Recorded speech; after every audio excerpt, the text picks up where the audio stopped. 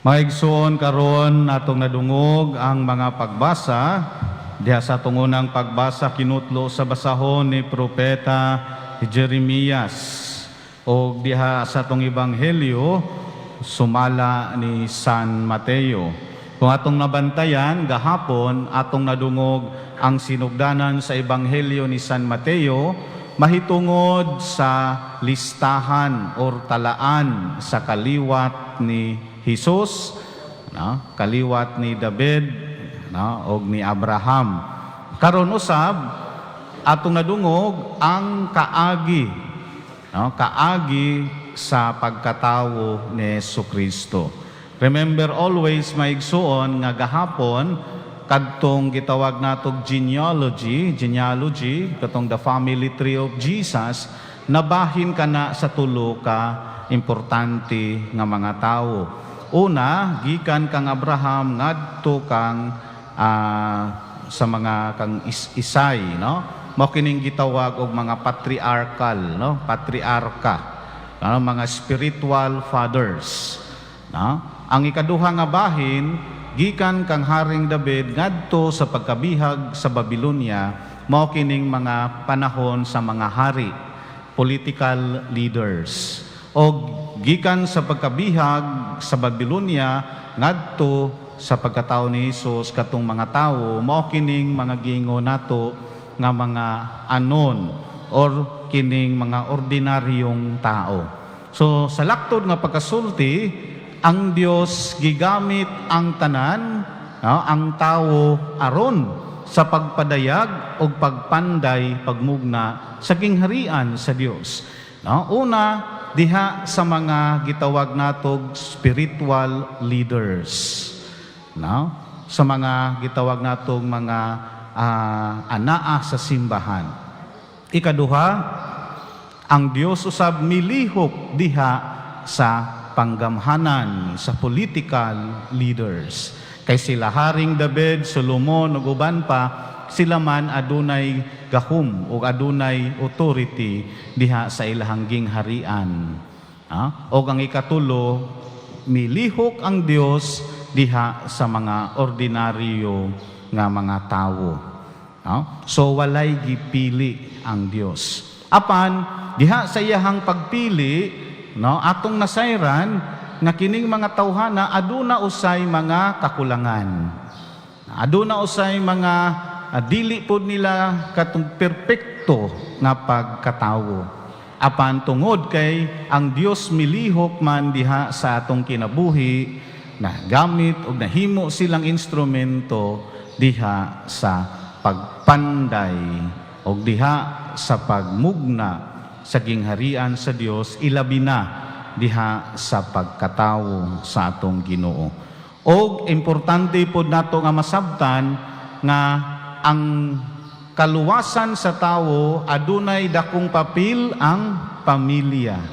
Kay ngano man misulod ang Dios sa kinabuhi nga pamilya. Kristohanong banay. Kay mipuyo si Jesus sa pamilya. Ug ang tawo nga wala nakaangkla diha sa kasaysayan sa iyahang pamilya, walay sense of belongingness, walay sense of historicity, o walay sense of identity. Mao na nga kinahanglan gayud nga makaangkla ang tawo o rootedness kining nakaugat diha sa iyahang pamilya. So mao na ang atong nadungog diha sa talaan, sa kaliwat ni Jesus nga anak ni David, anak ni Abraham.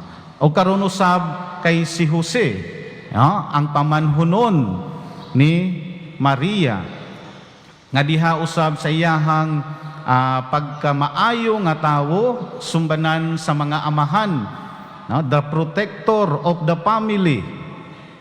Hinaot nga mao ni ato ang makatunan nga hiyas, ang mubarog, ang mupanday diha sa Kristohanong banay, pinaagi diha sa maayong panig-ingnan ni San Jose. Apan tungod kay si San Jose buutan kaayo nga tawo og nabantayan niya nga si Maria nagmapdos. Natingala siya kinsa may tag-iya ni ining anak nga gisabak ni Maria.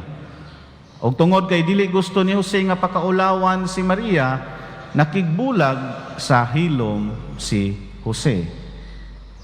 Remember nga kung ang tawo or ang babayi sa panahon sa mga Hudyo sa kultura, ang ilahang punishment ni ana patyon kung maingon nga ang babayi mabuntis o magmapdos nga walay bana, is a shame sa ilahang kultura, o patyon ang babayi uban ang bata nga nasayang sabakan pinaagi sa pagbuno og mga bato.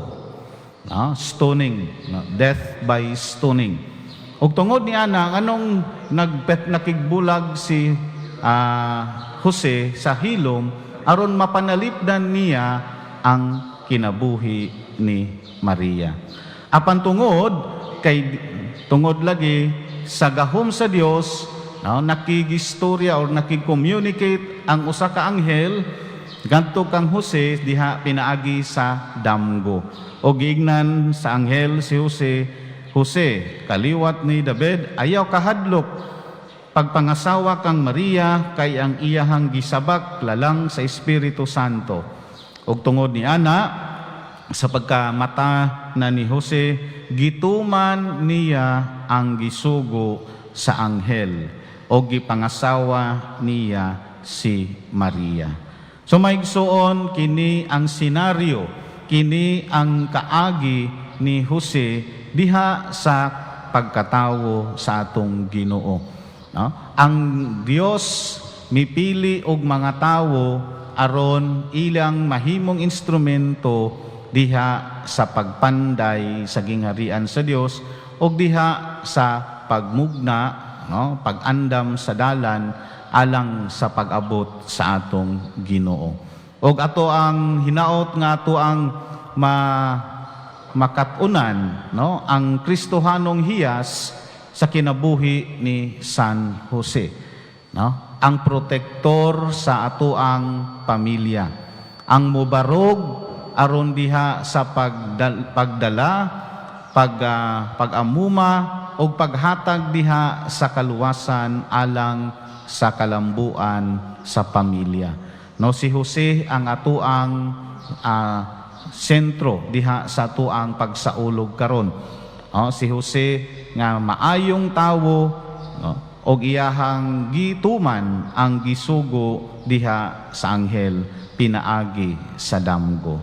O karon kita usab nga makabaton diha sa maayong panigingnan ni San Jose, hinaot unta nga sa matag konteksto sa pamilya, mga amahan, nga niya karon dinhi, hinaot unta nga atong masunod ang mga maayong panigingnan ni San Jose.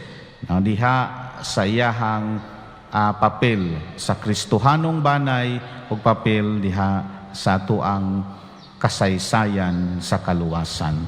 Og ang atuang Ginoo, diha sa iyahang pagkatawo, ginganlan siya Emmanuel. Nga pasabot ang Dios ania uban kanato. Ang Dios ania uban kanato sa panahon diha sa tanang panahon sa kalisdanan, sa kalipay, sa hudyaka, sa tanan natong panahon sa atong kinabuhi. All seasons of our life, God is journeying with us og nagauban siya kanunay aron paghatag kanatog mga grasya, panalinginan kitag bendisyonan sa atong paningkamot diha sa pag-alagad ug pagsunod sa atong Ginoong Hesukristo. Hinaot pa unta. Palihog manindog ang tanan.